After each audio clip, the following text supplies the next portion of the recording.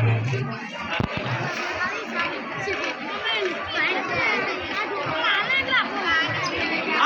તારું મુખ કેમ લાલ દેખાય છે? સાત કોઠાના માટે મેં પાનું પીવડાવ્યું છે માટે મારું મુખ લાલ દેખાઈ રહ્યું છે. નહીં બેટા નહીં, આપ તમે ગમે તે કરો પરંતુ યુદ્ધ નહીં જવા દઉં. નહીં માતુશ્રી, તમે ગમે તે કરશો પરંતુ યુદ્ધનું જવાનો. માતુશ્રી, તારે તો મને હમણાં મૂકે યુદ્ધ કરવા જવાબદારી રજા આપવી પડશે. સાથે તારા જેવી માં અર્જુનજી જેવા પિતાશ્રી અને જો પુત્રને યુદ્ધે દોડત કરશે તો માતુશ્રી આ મહારાજ તો ક્યારે ઉતાર નહીં થાય.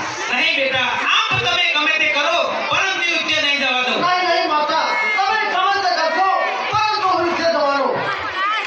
હા, હાલ ને હાલ ધર્મરાજાની કચેરીમાં જઈ અને બે ઠપકા કહી આવું.